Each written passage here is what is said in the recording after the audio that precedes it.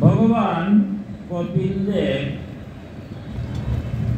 তার মাকে উদ্দেশ্য করে বললেন, হে মাতা, জলের মধ্যে প্রতিলম্বিত সূর্যের সঙ্গে যেমন জলের শীতলতা, চঞ্চলতা ইত্যাদি গুণের সম্বন্ধ থাকে না, সেই রকমই প্রকৃতির কার্য শরীরের মধ্যে বিদ্যমান থাকা সত্ত্বেও আত্মা শরীরের সুখ দুঃখ প্রকৃতি ধর্মের সঙ্গে লিপ্ত হয় না, কারণ তিনি স্বভাবত নির্মল, নির্গুণ, নির্বিকার, অকর্তা। কিন্তু সেই পুরুষই জীব যখন প্রাকৃত গুণসমূহের সঙ্গে নিজের সম্বন্ধ স্থাপিত করে ফেলে, তখন অহংকারে মোহিত হয়ে আমি কর্তা এইরূপ অভিমান করে থাকেন। আমরা জানি সাংখ্য দর্শনের যিনি প্রবক্তা তিনি হচ্ছেন ভগবান কপিল। তিনি আত্মা পরমাত্মা তত্ত্ব সম্পর্কে বর্ণনা দিয়েছেন ভাগবতে। তো উনার মা উনি সাধনা করে, কারণ সুপুত্র সংসারে আনা কঠিন, কারণ মাতৃ সাধনার কারণে সুপুত্র সংসারে আছেন। আমাদের যে মহাপুরুষরা সংসারে আসেন, মহাপুরুষরা মা বাবার কৃপাপূর্ণ হয় না। তাই আমরা ভাগবতে দেখি যারা সাধনা করেছেন, এই সাধনার ফলে আমরা দেখবো যে একটা বংশে যদি একজন সুপুত্র আসে, তার সুপুত্রের কারণে তার সপ্তম পুরুষ উদ্ধার হয়ে যায় একজনের কারণে। তাই মাতৃগর্ভে আসার পূর্ব থেকেই মায়ের আরাধনা আমরা জানি। সেই কপিলের মাতা অনেক আরাধনা করেছেন শ্রীকৃষ্ণকে, যে আপনি নিজে এসে আমার গর্বে, যেহেতু মানব জন্মে আমরা আসছি, তাহলে আপনার মতো একজন পুত্র আমি পেতে চাই। এবং শেষ পর্যন্ত স্বয়ং বিষ্ণু কপিল রূপে অবতার, কপিল রূপে তিনি স্বয়ং বিষ্ণু এসেছিলেন এবং সাংখ্য যুগে তিনি বর্ণনা দিয়েছিলেন। তো মা তো জানতেন যে তার পুত্র আসলে পুত্র নয়, স্বয়ং বিষ্ণু জগতে আসছে পুত্র রূপে আসছেন। তাই তিনি অনেক প্রশ্ন করেছেন একের পর এক। আর ভগবান কপিল তার মাকে যে তত্ত্ব কথা বলছেন, এই তত্ত্ব কথাগুলি ভাগবতে অত্যন্ত সাংখ্য যুগের ব্যাখ্যা। তো মার প্রশ্ন ছিল ভগবান কপিলের কাছে যে ভগবান তো আমাদের দেহের মধ্যে বিরাজ করছেন, তিনি যদি বিরাজ করেনি থাকেন, তাইলে তো উনি আমাকে সৎভাবে নিয়ে যেতে পারেন না। উনি তো আমার ভিতরে আছেন। এই যে জন্ম জন্মান্তর আমরা দুঃখ কষ্ট করতেছি, যদি আমরা সৎ কর্ম করতাম, সত্য কর্মের ফলই, এই কর্মটা তো ভগবান তো দেহের মধ্যে বিরাজ করছেন। দেহের মধ্যে যদি তিনি থাকেন, তাহলে কেন আমরা দুষ্ট কর্মে বা অসৎ কর্মে প্রবৃত্ত হব? ভগবান কিভাবে কন্ট্রোল করতে পারেন না, নিয়ন্ত্রণ করতে পারেন না? কারণ এই সংসারে তো প্রকৃতি আর পুরুষ দুইটা। প্রকৃতি মানে ভঙ্গুর, ক্ষণস্থায়ী, আর পুরুষ একমাত্র পরম ব্রহ্ম পুরুষোত্তম ভগবান, উনি একমাত্র যিনি অবিনশ্বর, যিনি সনাতন। আমরা যারা এই মনুষ্য দেহে যা কিছু দেখি সবই কিন্তু প্রকৃতি। প্রকৃতি মানে যা স্থায়ী নাই। প্রকৃতি আমাদের দেহকে না প্রকৃতির অংশ, কারণ দেহকে আজকে আছে কালকে নাই। কিন্তু দেহের মধ্যে যিনি দেহী রূপে বিরাজ করছেন, উনি কিন্তু ক্ষণস্থায়ী নয়, উনি অবিনাশী।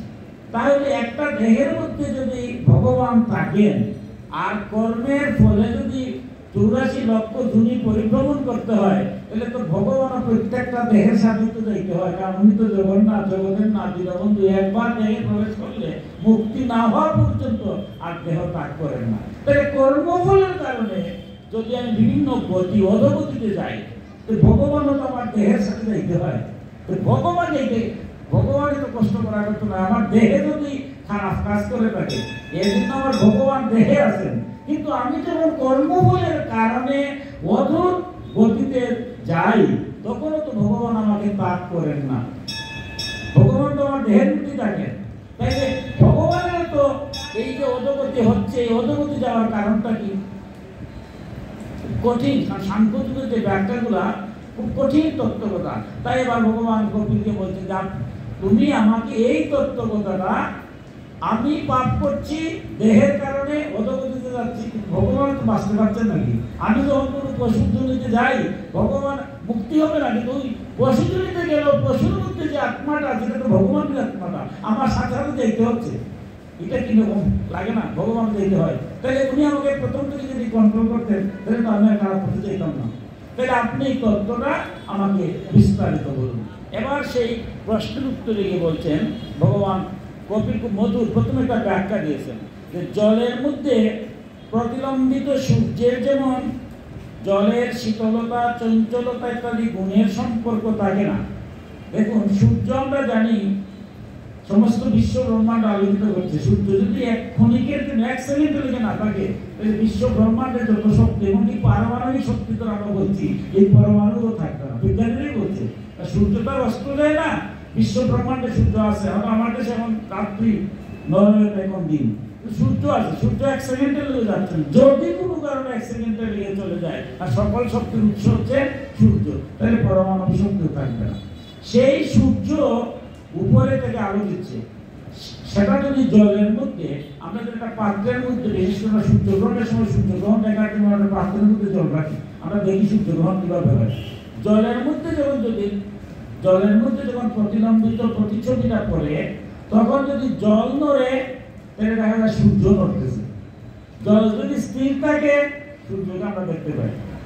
জল যদি ঠান্ডা থাকে, তো সূর্য দেখা যায়। জল যদি গরম থাকে, তো সূর্য দেখা যায়। হয়তো দেখার মধ্যে সামান্য একটু সমস্যা হতে পারে, কিন্তু ওই যে আমরা দেখছি জলের মধ্যে সূর্য, আর ওই যে পরম ব্রহ্ম সূর্য, এটা কি এক হয়ে যায়?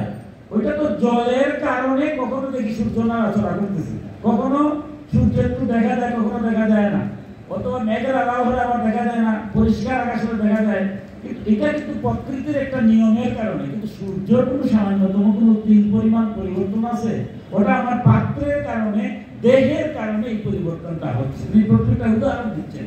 তাই আমরা দেহের মধ্যে যে ভগবান আর পরম ব্রহ্ম একটু তফাৎ আছে। কারণ সূর্যের যেমন আলোর মধ্যে সূর্য নাই, আলো দেখতেছি, কিন্তু আলো কি সূর্য? সূর্যের একটা তেজটা কিন্তু সূর্যের আলো, কিন্তু তার সূর্যের তেজ আর সূর্য কিন্তু এক নাই। ঠিক বিশ্ব ব্রহ্মাণ্ডের যিনি অধিপতি, তার একটা মাত্র সামান্য একটা অংশ আমার দেহের মধ্যে বিরাজ করছে। সূর্য যেন সমস্ত বিশ্ব ব্রহ্মাণ্ডের আলোকিত করেছে, কিন্তু তার আলোর মধ্যে সূর্য কিন্তু নেই। আলোর মধ্যে সূর্য আছে, সূর্যের আমরা একটা প্রতিচ্ছবি বা প্রতিবিন্দুটা পাই। ঠিক ভগবানের একটা অংশ স্বরূপ আমার দেহের মধ্যে বিরাজ করছে। ক্ষেত্র অনুসারে এটা পরিবর্তন হয়। সেই রকমই প্রকৃতির কার্য শরীরের মধ্যে বিদ্যমান থাকা সত্ত্বেও আত্মা শরীরের সুখ দুঃখ প্রভৃতি ধর্মের সঙ্গে লিপ্ত হন না। বলতে ঠিক তেমনি ভাবে সূর্যের আলো হঠাৎ করে যদি সাত দিয়ে আদিতে আলোটাকে আসবে না, সাত না থাকলে আবার আলো আসবে। মেঘের আলো হলে আলো আসবে না, তার অর্থ এই না যে সূর্যের আলো নাই, সূর্যের আলো সবসময় পড়ছে। ঠিক সূর্যের আলোর সাথে সূর্যের যেভাবে সম্পর্ক থাকে না, বলছে ভগবান এর যে অংশ স্বরূপ আমার দেহের মধ্যে আছে, এই দেহের সুখ দুঃখের সাথে পরমাত্মার কোনো সম্পর্ক নাই। অর্থাৎ আমি যে সুখ দুঃখ পাচ্ছি, আমার দেহেই পাচ্ছি, আমার পরমাত্মা আমার অন্তরে আছেন, তাই বলিয়া তিনি কোনো পাচ্ছেন না। সূর্যের আলো আপনি বন্ধ করলে কি সূর্য কিছু আসে যায়? ঠিক তেমনি ভাবে আত্মা যেহেতু আমার দেহের মধ্যে বিরাজ করছে, সুখ দুঃখটা আমার শরীরের মধ্যেই থাকে, আমার আত্মা সেটাকে স্পর্শ করতে পারে না, কারণ তিনি স্বভাবত নির্গুণ, নির্বিকার, অকর্তা। কয়েকটা কথা বলছে, কারণ এই যে পরমাত্মা এবং জীবাত্মা প্রথমেই বলছে তিনি নির্গুণ, নির্বিকার এবং অকর্তা। উপনিষদে অত্যন্ত সুন্দর ব্যাখ্যা দিচ্ছে এটা, যে তিনি নির্গুণ কিরকম এবং নির্বিকার এবং অকর্তা, কোনো কাজ করছে না কিন্তু অবলম্বন করছে, নির্বিকার কোনো কথা বলছে না কিন্তু সব পর্যবেক্ষণ করছে। যে একটা বৃক্ষের মধ্যে দুটা পাখি, একটা পাখি ফল খাচ্ছে আর একটা পাখি পর্যবেক্ষণ করছে। আমার এই দেহটা একটা বৃক্ষ, এর মধ্যে ভোগ রূপ যে পাখি, এর কাজ হলো আমি ভোগ করা। পাপ পুণ্য যা কিছু আছে আমার ভগবান আমরা দেখেছি এর আগে ভাগবতে যমরাজের সেই ঘটনাটি দিয়ে মার্কণ্ড মুনির যে কাহিনী, সেখানে বলছেন 5 বছরের ভিতরে আমাদের কোনো পাপ কার্য হয় না। 5 বছর পর্যন্ত আমরা বিবেক থাকে না, তাই এদের পাপ পুণ্যের বিচার হয় না। 5 বছর পরে আমরা অটোমেটিকলি আমরা কোনটা পাপ কোনটা পুণ্য এটা আমরা বুঝি। আমি যদি মিথ্যা কথা বলি, আপনার মাথায় বাড়ি দিই, কারো অন্যায় করি, জগতের অকল্যাণের সাথে যুক্ত হই, আমি বুঝি। অর্থাৎ আমার কাম ক্রোধ লোভ মোহে সামলাতে পারি না বিধায় আমি এই সমস্ত কর্মে প্রবৃত্ত হই। এর জন্য তো আমার ভগবান দায়ী নাই। তাই বলতে যে বিবেক দিয়েছেন, ভগবান বসে আছেন, দেখি বিবেক দিয়ে আমরা কে কি কাজ করছি। আপনারা ভক্ত, তাই বিবেক কাজে লাগাচ্ছেন, দিলে আপনারা সৎভাবে আছেন। আমার মতো অধম সেটা পারি না বিধায় অসত্য প্রবৃত্ত হই, তার জন্য যে আমার ভগবান দায়ী। তাই জন্য নির্বিকার, উনি সব দেখছেন, কোনো কথা বলছেন না। আমি যে কাজ করি আমার বিবেক কিন্তু বলে, আর মিথ্যা কথা বলার সময় বিবেক বলে যে কিন্তু মিথ্যা কথা। এই জগতে যে যত খারাপ কাজ করি না কেন, একবার কি বিবেক বলে না যেটা ঠিক না, সব বলে, কিন্তু আমরা সেটাকে কন্ট্রোল করতে পারছি না, লোভের বশবর্তী, কামের বশবর্তী হয়ে। এই জন্য কি আমার ভগবান দায়ী? তাই বলছেন উনি নির্বিকার, অকর্তা, কিন্তু সব দেখেন, পর্যবেক্ষণ করেন, তাই তার ফল ভোগ করতে হয় না। দেহের যা কিছু কর্মের ফল আমার ইহকালে হোক আর পরকালে হোক আমার কষ্ট সহ্য করতে হবে। এই জন্য আমার এই কষ্টটা আমার ভগবান গ্রহণ করেন না। কিন্তু সেই পুরুষই যখন প্রাকৃত গুণসমূহের সঙ্গে নিজের সম্বন্ধ স্থাপিত করে ফেলেন, তখন অহংকারে মোহিত হয়ে আমি কর্তা এইরূপ অভিমান করে থাকেন। কিন্তু বলছেন একটা দেহের মধ্যে যখন উনি চলে আসেন, আজকে যে বিষয়টা খুব কঠিন, ভগবান কেন যাচ্ছেন? একটা দেহের মধ্যে যখন ভগবানের একটা অংশ চলে আসে, আসার পরে কি হয়, এই অংশটা আপনি দেখুন গঙ্গা জল আমরা জানি সব পবিত্র করে না? আচ্ছা, ড্রেনের মধ্যে যদি গঙ্গা জল ফেলে দেওয়া হয়, এই ড্রেনের জলটাকে আপনি ব্যবহার করবেন কেন? গঙ্গা জল তো সব পবিত্র করে, প্রত্যেকটা বিষয়, স্থান, কাল, পাত্র ভেদে গঙ্গা। কিন্তু এই নর্দমার জলটা যদি গঙ্গার জলে দিয়ে দেন, তাইলে কিন্তু সেই জলটা আবার ঠিকই আমরা গ্রহণ করি। এই নর্দমার জল যদি গঙ্গার জলে ফেলে দেন, এক ফোঁটা গঙ্গার জলে ফেলে দেন, কেউ গিয়ে প্রশ্ন করে যে গঙ্গার জল পবিত্র হয়েছে? হয় না, কারণ সেটা হলো স্রোতগামী।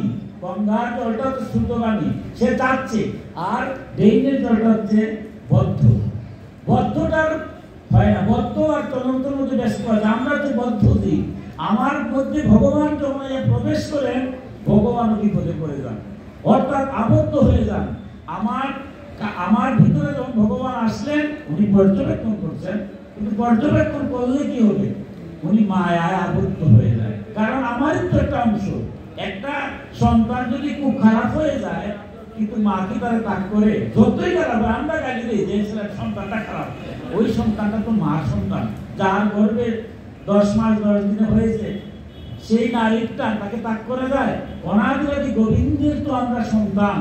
যখন উনি আমার মধ্যে প্রবেশ করেন, কিন্তু আমি বুঝেও বুঝি না, যখন আমি কর্ম করি, খারাপ কর্ম করি, এই খারাপ কর্মের জন্য আমার যখন 84 লক্ষ জুনি ভ্রমণ করতে আমার সনাতন ধর্মে বলছে 80 লক্ষ বার কর্মের কারণে তো ভয়ঙ্কর। 80 লক্ষ বার ভোগ জুনি, তাতে মুক্তি নাই।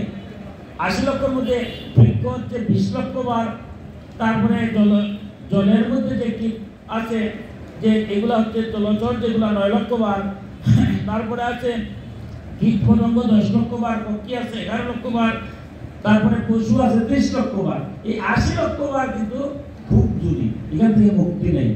কিন্তু এই প্রতিটা জন্মে কিন্তু ভগবান আমারে ত্যাগ করছেন না, কারণ তিনি জগন্নাথ, জগতের তিনি না, তিনি দীনবন্ধু। আমার ভিতরে একবার যে আসছিলেন, আমাকে তো আর ত্যাগ করতে পারছেন না। আমাকে যতক্ষণ পর্যন্ত মুক্তি না দিতে পারছেন, ততক্ষণ পর্যন্ত তিনি আমার সাথেই থাকবেন। তাই বলছেন ভগবান কপিল বলছেন যে একবার যে তিনি প্রবেশ করেছেন, তিনি অকর্তা নির্গুণ, কিন্তু কর্মফল অনুযায়ী জীব তার অধোগতিতে যাচ্ছে, যাক, কিন্তু তিনি তো তারই তো একটা অংশ শুধু, তাই তাকে কি ত্যাগ করা যায়? তাই তিনি ত্যাগ করছেন না, কিচ্ছু বলছেন না, নির্বিকার হয়ে আসছেন। আস্তে আস্তে আবার তিনি মনুষ্য জন্ম দিয়েছেন, 4 লক্ষ বার দুর্লভ মানব জন্ম। এরপরেও যদি আমার মুক্তি না হয়, এর জন্য কি ভগবান দেই? আবার আমি জন্ম মৃত্যু চক্রে ঘুরব। তাই কপিল দেব বলছেন ভগবান আমাকে ত্যাগ করছে না, সুযোগ করে দিচ্ছে। এই যে মানব জন্মটা পেয়েছি, দুর্লভ মানব জন্ম, সেই মানব জন্ম পাওয়ার পরে যারা ভক্ত আপনারা আছেন, সমস্ত কর্মের মধ্যে সংসার ভাগবতের যে বিষয়গুলো দেখুন, ভাগবতের যত কাহিনী সব কিন্তু আপনাদের মতো গারস্থ আশ্রমের কথা।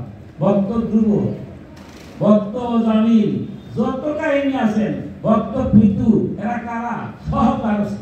অর্থাৎ সংসারের থেকে সমস্ত কর্তব্য কর্মের মধ্য দিয়ে যে ভগবানকে লাভ করা যায়, সেই তত্ত্বটাই সুখদেব গোস্বামী পরীক্ষিতকে সমস্ত কিছু সারমর্ম 18,000 শ্রুতি বুঝিয়ে দিয়েছে। সংসার ধর্ম শ্রেষ্ঠ, তবে সমস্ত সংসার ধর্ম ন্যায় সদ্ভাবে থেকে ভগবানকে না ভুলে যখন করবেন, তাহলে ইহকালেও শান্তি পাবেন, আর পরকালে গোবিন্দ বলতে যাবে, ধ্রুবকে যাবে রথ দিয়ে নিয়েছেন, অজামিলকে যেমন উদ্ধার করেছেন, জগতের সমস্ত জনকে তিনি উদ্ধার করবেন।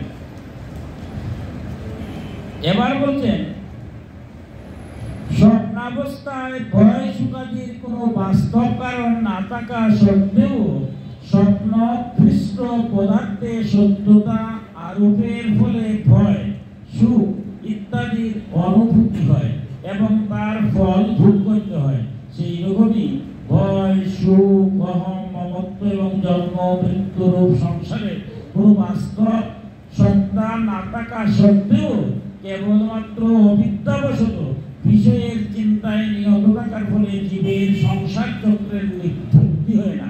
এই জন্য বুদ্ধিমান মানুষের কর্তব্য হলো অসৎ পথে আসক্ত চিত্তকে তীব্র ভক্তিযুগ প্রবল বৈরাগ্যের দ্বারা ধীরে ধীরে নিজের বশে নিয়ে আসা। এবার ভগবান কপিল মাকে বলছেন যে দেখো, সংসারটা তো অনিত্য, আজ আছে কাল নাই, কিন্তু এটা মুখে যেভাবে বলা হয়, অন্তরে আমরা অনেকেই বুঝি না। তিনি আবার একটা উদাহরণ আনছেন, দেখো স্বপ্নে যখন আমরা যাই, স্বপ্ন যখন দেখি, আমরা বুঝি যখন আমরা চৈতন্য থাকি, যখন আমরা স্বপ্নে নাই, এখন আমরা সজাগ, আমরা বুঝি যে যখন ঘুমাইতে যাই, স্বপ্ন যখন দেখি, স্বপ্নটা হলো মিথ্যা, এটা স্বপ্নটা সঠিক না। এবং স্বপ্নে যদি দেখি কোনো খারাপ, তা তো আমার দুঃখ করার কিছু নাই, যদি কোনো ভালো দেখি তাহলে আনন্দ করার কিছু নাই, এই কথা আমরা এখন বুঝি। কিন্তু যখন স্বপ্নে যাই, তখন এই কথাটা খেয়াল থাকে না। থাকে না বললেই, আমি যদি কোনো দুঃস্বপ্ন দেখি, কোনো আত্মীয় আপনজন বিয়োগ দেখি, আমি নিজেও কেঁদে কেঁদে উঠি, হায় হায় কি হলো, আমার আত্মীয় মারা গেছে। ঘুম থেকে যখন উঠলাম, ভ্রমটা বাংলো, আমি তো স্বপ্নে ছিলাম, ও এটা তো মিথ্যা, কিন্তু আমি কিন্তু কেঁদে উঠছি, ঘুমের মধ্যে কেঁদে উঠলাম। তার মধ্যে কি, ঘুমে যেমন ছিলাম, স্বপ্নে যেমন ছিলাম, তখন এই জগতের কথা আমার মনে ছিল না, ছিল স্বপ্নটাই সত্য বলে ধরে নিয়েছি যে এই স্বপ্নের মধ্যে আমি সুখ দুঃখ অনুভব করি, কিন্তু স্বপ্ন ভাঙলে বুঝি যেটা স্বপ্ন। এই জগৎটা হলো আরেকটা স্বপ্নের মধ্যে, ইহকালের পরে যে আরেকটা কাল আছে, ওই কাল নিয়ে আমরা ভাবি না। যারা ভক্তজন তারা ভাবে এই জগৎই শেষ নাকি, এই যে আমার প্রতিনিয়ত আত্মীয় স্বজনরা এই সংসারটাকে চলে যাচ্ছে, এরা কোথায় যাচ্ছে, কই যাচ্ছে, তাদের স্থান কোথায়, আমিও তো যাবো, কোন সময় যাবো তাও জানি না, হয়তো এই মুহূর্তে চলে যেতে পারি, বলতে পারবো এখানে যাবেন না আপনি, কি ভয়ঙ্কর অবস্থা। একটা সেকেন্ডের কথা বলতে পারি না, কারণ আমার চোখের সাথে দেখছি আমার আত্মীয় স্বজন এক সেকেন্ডে চলে যাচ্ছে। আজ পর্যন্ত যারা কেউই তো এই দেহ নিয়ে যারা আসছেন, এমনকি মহাপুরুষ যারা আসছেন, তারা কি আছেন? তারাও নাই। এমনকি অপ্রপঞ্চ প্রপঞ্চনাথ অবতরণ অবতারক, যার জন্ম মৃত্যু নাই, যেখানে এখান থেকে যারা অবতার রূপে আসছেন, তারা কি জগতে রয়েছে? আমার ভগবান শ্রীকৃষ্ণ কি আছেন? রামচন্দ্র কি আছেন? তারাও সংসার ত্যাগ করে যেতে হয়েছে। মানে কঠিন একটা, কিন্তু এরপরও আমরা স্বপ্নাবস্থার মতো এইটা কি বলছি একমাত্র জগৎ। আমি যে এখন এই মুহূর্তে মারা যাবো, মারা গেলে আমার স্ত্রী, পুত্র, কন্যা, পিতা, মাতা, আত্মীয় স্বজন, টাকা পয়সা, ধন দৌলত, মান সম্মান, ইজ্জত, যাটাই করতেছি, যার জন্য কথাটা কেন বলছেন? এগুলোর জন্য তো আমরা অন্যায় করি। এই সংসারে আমার মান মর্যাদা কেমনে বাড়বে, আমার অর্থ বৃত্ত কিভাবে বাড়বে, সবার সুখ কিভাবে আমি আনতে পারি, এই আনতে আনতে চিন্তা করতে করতে কিন্তু আমি অন্যায়ের উপরে ভাবিত হই। কিন্তু একটা বার ভাবছি না যে এই মুহূর্তে যদি আমি মারা যাই তাহলে কি হবে। এখানে তো অনেকেই আছেন আত্মীয়দেরকে হারিয়েছেন, আমি আমার বাবাকে হারিয়েছি। কারণ বাবা যাওয়ার সময় কিছু নিয়ে গেছেন, আর আমি যদি দিতাম তাহলে নিতে পারতেন, তাহলে আমার বেলায় কি হবে? তাই বলছেন যারা স্বপ্নাবস্থায় থেকে স্বপ্নকে যারা বুঝে না, এই জগতে যারা স্বপ্ন, এই জগতের পরে আরেকটা জগৎ যে আছে, আমরা যে এই কর্মের ফলে ভোগ করতে হবে, এই তত্ত্বকথা যারা জানে না, তারা এই মিথ্যার আশ্রয় নিয়ে বারবার অসৎ কর্মে প্রবৃত্ত হওয়ার ফলে কর্মফলের জন্য বারবার জন্ম মৃত্যু চক্রে আবর্ত হচ্ছে। তাই বলছেন হে মাতু, এই দুর্লভ মানব জন্ম পাইলেই হল না, এই দুর্লভ মানব জন্ম পাওয়ার পরে অসৎ কার্য, অসৎ অর্থাৎ কি আপনার যে সমাজে অন্যায় দেখানি হয়, স্বয়ং গীতা কি অন্যায়ের বিরুদ্ধে প্রতিবাদ, অন্যায়ের বিরুদ্ধে তো যুদ্ধ করলেন। এই সংসারে যেখানেই অন্যায় হয়, অবিচার হয়, অত্যাচার হয়, আপনার প্রথমে তার প্রতিবাদী হবে, যে আপনার যেটুকু অবস্থানে হোক, আপনি এবং কোন অবস্থাতে অন্যায়, অবিচার, অত্যাচারের সাথে যুক্ত হবেন না, অসৎ কর্মে প্রবৃত্ত হবেন না। এই জন্য বলছেন, এই যে কথাটা বলছেন, এই অসৎ কর্মে প্রবৃত্ত না হওয়া, নিজের মধ্যে অসৎ চিন্তা না আসা, এটার জন্য কি করতে হবে? বলছে আসক্ত চিত্তকে, এই যে আমার দেহের মধ্যে যে চিত্ত আছে, মনটা আছে, এই মনটাকে তীব্র ভক্তি যুগ এবং প্রবল বৈরাগ্যের দ্বারা, দুইটা কথা বলছেন। সাধারণ ভক্তি দেওয়া হবে না, কারণ আমার মতো এই যে কথা ভাগবতের কথাগুলো বড় ভয়ঙ্কর।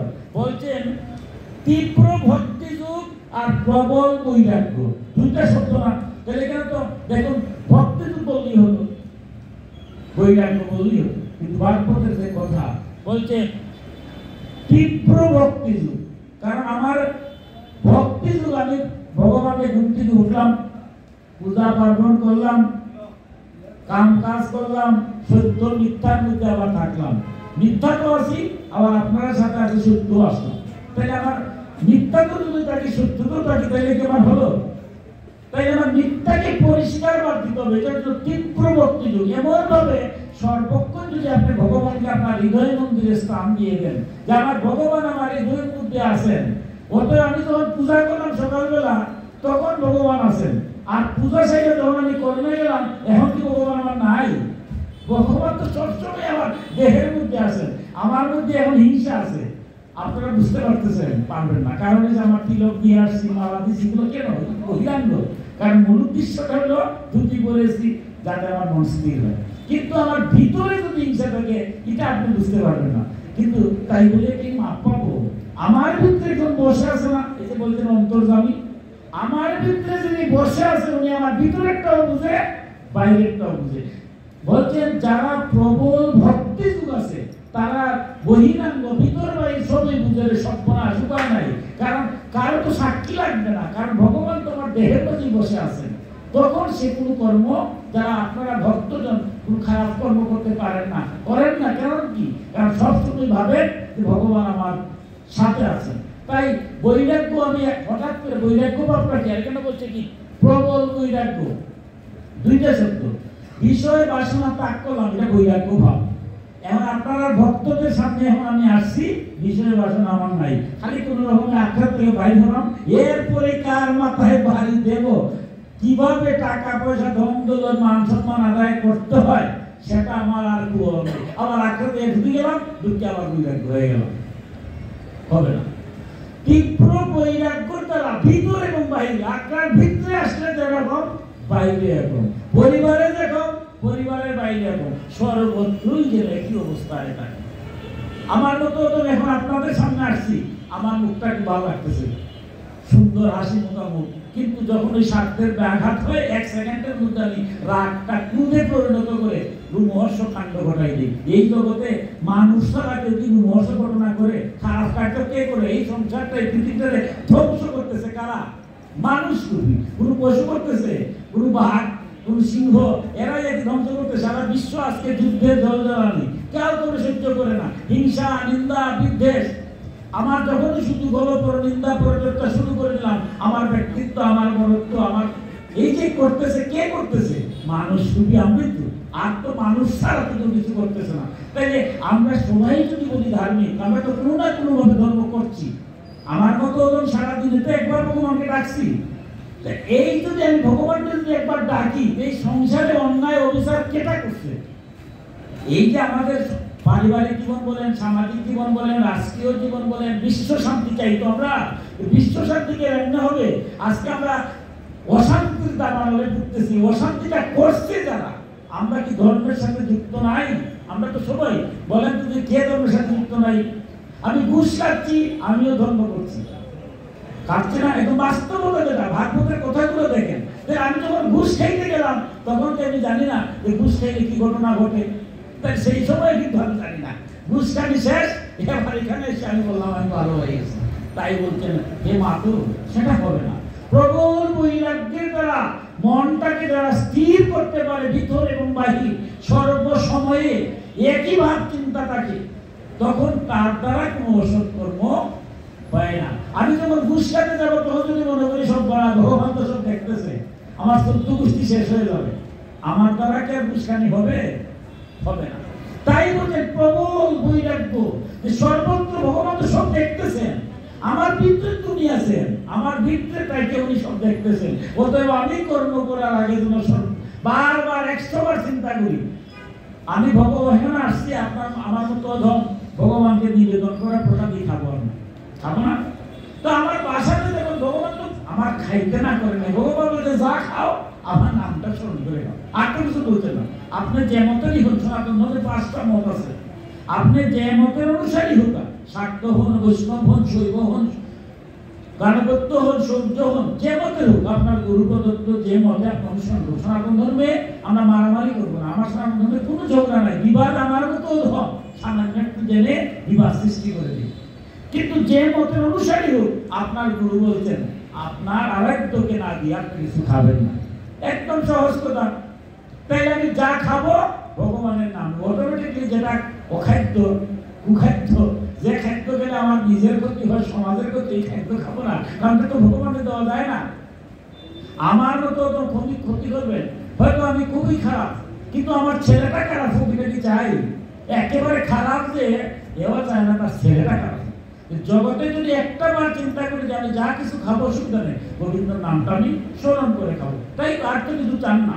তাই বলছেন প্রবল বৈরাগ্যের দ্বারা মনকে স্থির করতে হবে সর্বক্ষেত্রে, সর্ব অবস্থায়।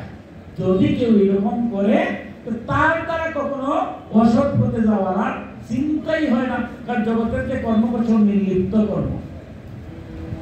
এবার বলছেন এই যে কথাটা বলছেন যে স্থির করা, এবার পরবর্তীতে গিয়ে বলছেন যেটা মুখে বললে তো হয় না, কঠিন। এবার তুমি ধীরে ধীরে এই কথা বলা, কারণ সাংঘর্ষিকের কথা তো। এবার বলছেন যে এইভাবে মনটা স্থির করতে গেলে কি করতে হবে?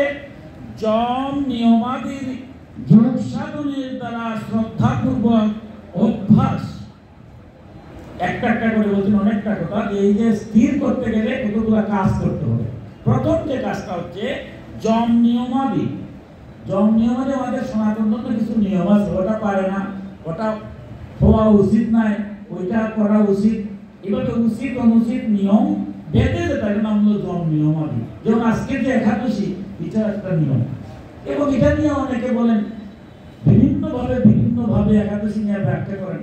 তো আমি দেখলাম যে আমার ধর্ম ব্যাখ্যা বাদই দিলাম, আমার ব্যক্তিগত কথাই বলি। যেমন আজকে একাদশীতে হচ্ছে হরিবাস, হরির বাস মানে হরির সাথে বাস করে। এই যে আজকে ভগবান জগন্নাথ দেব তো আজকে নাই, যিনি জগন্নাথ কলিকালে তিনি তারপরে স্বয়ং শ্রীকৃষ্ণ। এটাও তো কত লীলা উনি করে গেছেন। এই যে স্নান যাত্রা গেছেন, রথ যাত্রা জগন্নাথ আসবেন। তো এখন কে বল যে জগন্নাথ আমার মতো অধম বুঝি না জগন্নাথকে, যদি স্নান যাত্রার পরে রথ যাত্রার আগে এসে প্রণাম করে দেবো জগন্নাথ তো নাই, ঘটনা উনি গেলেন কোথায়? জগন্নাথের জায়গায় কে বসে আছে? স্বয়ং শ্রীকৃষ্ণ। অর্থাৎ আমার মতো অধম যদি জগন্নাথের নাও চিনি, ওই মন্দিরে যদি আসলেও তার যে লীলা এমন কাজ করে গেছে। এখন থেকে দেখি জগন্নাথ নাই, জগন্নাথ আছে নাকি? আর আসবেন রথযাত্রার দিন। এখন কে বসে আছেন? স্বয়ং শ্রীকৃষ্ণ। তারপরে কৃষ্ণের তো কলির জগন্নাথ। এটাও আমার মতো অতন্ত্র বুঝিবার জন্য কত লীলা করেছেন। এর মধ্যে তো একটা লীলা আমি গভীর করতে নাই গেলাম, অন্তত এখন এসে প্রণাম করে দেখলাম ভাই জগন্নাথ ছিলেন মধ্যে নাই, উনি কৃষ্ণ। তাহলে কৃষ্ণই জগন্নাথ। একাদশী তিথিটা যে যাই বলি হরির সাথে বাস, তার নাম হলো হরি বাস। তো আজকে যদি একাদশী তিথিটা পালন না হতো, আমার গীতাপীঠ পারমার্থিক পরিবারে যারা ভক্তবৃন্দ বা ভাগবত সঙ্গে যারা সঙ্গে যারা পরম ভক্তবৃন্দ তারা কি আয়োজন করতেন? এই আয়োজন তো থাকতো না। একাদশী তিথি আছে বলিলা একাদশী তিথির জন্য আজকে আয়োজন করছেন বললি আজকে ভক্তবৃন্দরা এখানে ভগবান শ্রীকৃষ্ণের দর্শন করছেন। আমার মতো ভক্ত দর্শন করতে পারলাম।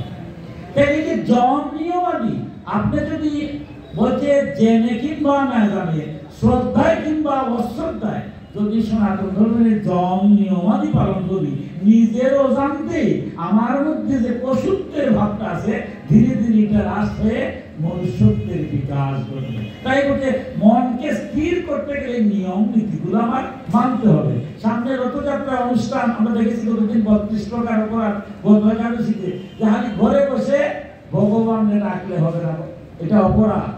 কারণ জগন্নাথ রাস্তার বাড়াবেন আর আমি ঘরে বসে থাকবো, এটা অপরাধ। জগন্নাথের টান দিতে হবে। এই যে নিয়মটা কেন জম নিয়মাদি, এটার একটা কারণ আছে। যে বলুন জন্মান্তরে এই যে আমাদের বলছিলাম একটু ড্রেনের জল যদি কোনো কারণে কেউ গঙ্গার মধ্যে ফেলে দেয়, যদি ফেলে দেয় ওই জল আর ড্রেনের জল থাকবে না, যা গঙ্গা জলে পরিণত হয়ে যাবে, হবে না? আমি তো সেখান থেকে গঙ্গা জল নিয়ে আসবো। তা আমার মতো অধম যদি একটু ভক্ত সঙ্গের কাছে আসি, ভক্তের কৃপা বলেও আমার জন্মান্তরের সমস্ত পাপ দূরীভূত হয়। তাই বলছে জম নিয়মাদি যে একাদশী ব্রত করা, বিভিন্ন সময়ে যে বিভিন্ন ব্রত, সন্ধ্যার সময় প্রার্থনা, এই যে নিয়মগুলো আমাদের সনাতন ধর্মে ঘুম থেকে উঠে পূজা পার্বণ, কারণটা কি? সব কাজ করব কিন্তু কিছু নিয়মটা আমরা পালন করবো। নিয়মটা পালন করতে করতে একটা সময় দেখা যাবে আমার মধ্যে সেই অন্ধকার যেটা ময়লা আছে সেই ময়লাগুলো পরিষ্কার হয়ে যায়। একদম আয়না যখন ময়লা থাকে তখন আর নিজের প্রতিচ্ছবি দেখা যায় না। তাই জম নিয়মাদি পালনের মাধ্যমে কি হয়? ধীরে ধীরে মনের ময়লাটা চলে যায়। চিত্তকে বারবার একাগ্র করে সম্পূর্ণ সত্যভাবে অকপটে আমাকে নিবেদন করা। চিত্তটা বড় উজ্জ্বল, এটা কঠিন। আপনাদের মতো ভক্তের কাছে এখন আসছি, এখন এই মুহূর্তে না, এই মুহূর্তে যাই বলি এই বিষয় বাসনা, টাকা পয়সা, বন্ধুদের মারামারি, কাটাকাটি মাথার মধ্যে একবার আসতেছে না, কারণ ভক্তের কাছে আসছি।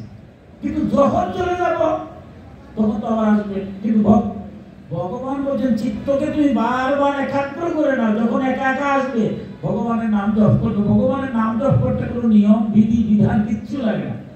আপনার সাথে আমি কথা বলছি, আমার ভগবান কি মধুর ব্যাখ্যা দিয়েছেন ভাগবতে, দুইটা জিহ্বা দিয়েছেন। এই যে কথা বলছি সামনের বড় জিহ্বা, এর ভিতরে আর একটা জিহ্বা আছে, ওইটা দিয়ে জপ করা যায়। আমার গুরু যে বীজ মন্ত্র দেন, ওই বীজ মন্ত্রটা যে একেবারে সংক্ষিপ্ত একটা বীজ, ওইটা আমরা ওই আলা জিহ্বা যেটা বলছি ওইটা দিয়ে জপ করা যায়। অথবা আপনার গুরু প্রদত্ত যে মন্ত্র দিয়েছেন সেটা সমস্ত কর্মের মধ্যে যদি আপনার অন্তরে যারা পরম ভক্ত হয়ে যায় ধীরে ধীরে তারা শ্বাস প্রশ্বাসে ভগবানের নামটা রাখে। অর্থাৎ ভগবানের নামটা যদি আপনি অন্তত অন্তরের মধ্যে গেঁথে দেন, জগতের এমন কোন শক্তি নাই আপনাকে বিপদে দিতে পারবে। কারণ ভগবানের নামের কোনো যেভাবে আপনি নাম নিবেন, নাম নেওয়ার সাথে সাথে আপনি বিপদে যেতে চাই না।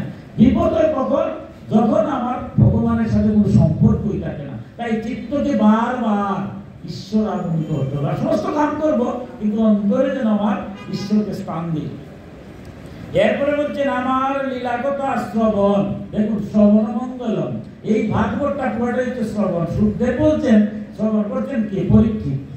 তাই বলছেন ভগবানের কথা যদি এই যে আপনারা শ্রবণ করছেন, যারা নববিধা ভক্তির মধ্যে আবার সর্বশ্রেষ্ঠ ভক্তি বলছে শ্রবণ।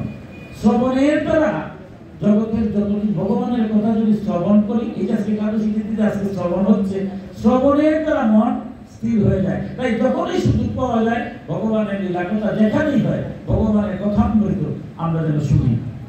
বলছেন মা তো এইভাবেই মনে মনটা স্থির হয়। সকল প্রাণীর প্রতি সমভাব পোষণ। জগতে যত প্রাণী আছে সমস্ত প্রাণীর মধ্যে শ্রেষ্ঠ প্রাণী তো আমরা মানুষ। তাইলে আমরা মানুষ হিসাবে পুরো প্রাণীর প্রতি যেন নির্দয় হই না। আমরা এই সংসারে আমার শত্রু থাকবে না এটা ঠিক নয়, সংসার করে। কারণ কলিকাল ওই তারপরকালই তো শত্রু ছিল। যুধিষ্ঠির যে স্বর্গে হেঁটে গিয়েছিলেন, তাই বলিয়া কি উনি শান্তিতে ছিলেন নাকি? উনিও তো শান্তিতে ছিলেন না, ছিলেন স্বয়ং ভগবান জন্ম নিয়েছেন। ভগবানের জীবনীটা পরে দেখেন তো, কংস, তারপরে বলেন শিশুপাল, জরাসন্ধ, এরার মতো কত বড় বড় দুষ্টরা ছিল। এদের যন্ত্রণায় তিনিও জর্জরিত। মনুষ্য যখন নিয়ে আসছে আমরা, এখানে আমাদের শত্রুভাব থাকবে, থাকুক, কিন্তু যারা শত্রুতা করছে দুষ্ট কেউই বাঁচতে পারেন না। জরাসন্ধ পারে নাই, শিশুপালও পারে নাই, কংসও পারে নাই। এমনকি যারা বুঝেও বুঝে নাই, অন্যায়ের পক্ষ নিয়েছে, স্বয়ং বিশ্ব কর্ণ তথা কর্ণ, দ্রোণাচার্য, এরা কি বাঁচতে পারলেন? এরাও পারলেন। তাই যারা আপনার প্রতি অন্যায় অবিচার অত্যাচার হবে তাদের বিচার ভগবান করবে, তাতে আমার সমস্যা নাই। কিন্তু আমি যেন কখনো অন্যায়ের সাথে যাই না, অন্যায় অবিচারের সাথে করি না। কিন্তু এর অর্থ এই নয় যে আমার সাথে কেউ অন্যায় করবে না, করুক, সেটা আমার ভগবান দেখার বিষয়, ভগবান দেখবে। কিন্তু আমি যেন কোনো অবস্থায় কারোর প্রতি অবিচারী হই না। এরপরে বলছেন মৌনব্রত। দেখুন মৌনব্রত, মৌনব্রত মানে কি? এটাও একটা বিশাল কঠিন কথা না বলা। আমাদের সবচেয়ে বড় সমস্যা হচ্ছে ধৈর্য নাই। আমার মতো অধমের কথা বলছি, কোন ভক্তের কথা নাই। আপনি একটা কথা বলবেন, ধৈর্য নাই, অনেক কথা বলে দেব। ভগবান দুটি পা দিয়েছেন, দুটি হাত দিয়েছেন, দুটি চোখ দিয়েছেন, কিন্তু মুখ দিয়েছেন একটা। এটা একটা বিষয়। কারণ এগুলা দুইটা পায়ে যা করে, দুইটা হাতে দুটা চোখ, মুখ তো একটা। তাই এই জগতে যা কিছু ঘটে সব মুখের দ্বারা। এই যে আজকে ভগবানের কথা হচ্ছে, এটা মুখ দিয়া। মানুষকে তিরস্কার করলেও মুখ দিয়া, নিন্দা বন্দনা করলে সেটাও মুখ দিয়া। তাই মুখটা যেন সংযত হয়। আমার মুখের দ্বারা জগতের যেন কোনো কল্যাণ হয় না। আমি পার্থিবান শক্তি, কাউকে যেন আমি আঘাত দিই না। কারণ আমি যাকে আঘাত দিচ্ছি তার মধ্যে কি ভগবান নাই? আজ আমার শক্তি আছে, দিচ্ছি আঘাত। যাকে আঘাত দিচ্ছি তার তো শক্তি নাই, তাতে কি হলো? চিরদিন কি আমার সেই শক্তি থাকবে? তাই আমাদের সনাতন ধর্মে বলছে যে আপনি মাঝে মাঝে মৌনব্রত পালন করবেন। আমার পরিবারের প্রতি ধরুন, পরিবারও তখন দেখা গেল হঠাৎ করে ভাইয়ে ভাইয়ে ঝগড়া, স্বামী স্ত্রী ঝগড়া, ছেলে বাপ ঝগড়া। আমি আবার বলছি কোনো ভক্তের কথা, আমার মতো ধর্মের কথা, সংসারে তো ঝগড়া হবেই। ঝগড়া যখন বেশি বেড়ে যায় তখন যদি কেউ মৌন হয়ে যায়, ঝগড়াটা থেমে যায়, থেমে যায় না? একেবারে বোঝা গেল ঝগড়াটা কখন হয়? জ্ঞানের বহির্বিকাশ। যখন জ্ঞানহীন রাগ হয়, ক্রোধের সঞ্চার হয়, তখনই ঝগড়া হয়। ভগবান বলছেন সাথে সাথে যখনই তোমার জ্ঞানহীন রাগ চলে যাচ্ছ, তুমি মৌন হয়ে যাও, ভগবানের নাম জপ করো, দেখবেন বিশাল মাইক থেকে আপনি বেঁচে গেছেন। তাই বলছেন আজকে যে বিষয়টা, কারণ মা তো প্রশ্ন করেছেন, মা প্রশ্ন করেছেন কপিল দেবকে যে কিভাবে আমার মনটা স্থির হবে। এই স্থির হওয়ার যে বুদ্ধিগুলা আজ ভগবান কপিল বলছেন যে একটা হচ্ছে সংসারে প্রয়োজনে আপনি মৌন হয়ে যাবেন, এটা একটা প্রতিবাদ, কোনো কথা বলবো না। আমার বিরুদ্ধে যা পারে বলেন, আমি একটা কথাই বলবো না। কতক্ষণ বলবেন? 1 ঘন্টা 2 ঘন্টা 3 ঘন্টা করে আপনার বেশি গাল দিতে পারবেন না আমাকে। একটা সময় আপনিও মুখটা বন্ধ করে দিলেন। তাই বলছে যে প্রয়োজন যখন হয় এই সংসারে, কারণ আজকে তো সংসারে জীবের কথা বলছেন, আমরা সংসারে আছি, অনেক সময় হবে ঝগড়া বিবাদ হবে, আমরা প্রয়োজনে যেন মৌনব্রত। মৌনব্রত মানে কি? মুখ লড়বে না, ভগবানকে ডাকবো, মানে ঠোঁট লড়বে না, ঈশ্বরে ডাকবো, এটা নাম হলো মৌন ব্রত। তাহলে জগতের যখনই প্রয়োজন হঠাৎ আপনি মৌন হয়ে যাবেন। মাঝে মাঝে দেখবেন মুনি ঋষি, আমরা সাধু সন্ত জন্য মাঝে মাঝে তারা মৌন ব্রত করেন। আমরা জানি যে মহাত্মা গান্ধী, যিনি ভারতের ব্রিটিশকে বিতাড়িত করে স্বাধীনতার স্বপ্ন যিনি আনছেন, স্বপ্নদ্রষ্টা সেই মহাত্মা গান্ধী কিন্তু একদিন মৌন ব্রত পালন করতেন। যিনি বলছিলেন, গীতা আমার মা, সন্তান যখন বিপদে পড়ে মায়ের কাছে গিয়ে সান্ত্বনা পায়, আমিও যদি কোনো বিপদে পড়ি মাতৃস্বরূপা গীতার কাছে যাই, সেখান থেকে আমি শান্তি লাভ করি। দেখুন, এত বড় রাজনীতিবিদ যিনি ভারত মাতারে আনছেন, স্বাধীনতা আনছেন, তিনিও গীতার সম্মুখীন হচ্ছেন এবং তিনিও মৌন ব্রত পালন করতেন। এরপরে বলছেন বলিষ্ঠ, অর্থাৎ ঈশ্বর অর্পিত চিত্তে সধর্ম পালনের দ্বারা যিনি এমন স্থিতি লাভ করেছেন যে তিনি স্বভাবতই প্রারব্ধ অনুসারে প্রাপ্ত বস্তুতেই সন্তুষ্ট, পরিণত, হারি, একান্ত সেবী, শান্ত স্বভাব, সর্বজনের মিত্র ভাবা, পূর্ণ এবং দয়ালু। তিনি বলছেন যে আমরা যারা জগতে যা কিছু পাচ্ছি, হয়তো কেউ টাকা একটু বেশি পাচ্ছে, আবার কেউ টাকা কম পাচ্ছে, কিন্তু সেটা নিয়ে চিন্তা করে তো আমাদের অশান্তি। এখন আমার টাকা বেশি হলো, অসুখ হয়ে গেল একটা বিশাল, টাকা সব চলে যাবে। তাই প্রারব্ধ অনুসারে আমার কর্ম অনুযায়ী ভগবান আমাকে তা দিয়েছেন, আমি সেটাতে সন্তুষ্ট থাকি। আমি যদি সুস্থ থাকি দরকার নেই। আবার আমার টাকা হয়েছে, আজকে তারা দিয়ে দিচ্ছেন, আজকে যে অনুষ্ঠান যারা দিচ্ছেন, এই যে পিনাকি পাল, তারপরে কানু পাল, কানন পাল, তারা তো আজকে অর্থ ব্যয় করছেন না, ভক্তদেরকে কিছুটা দিবেন, তার মাঝে তো পারতেন।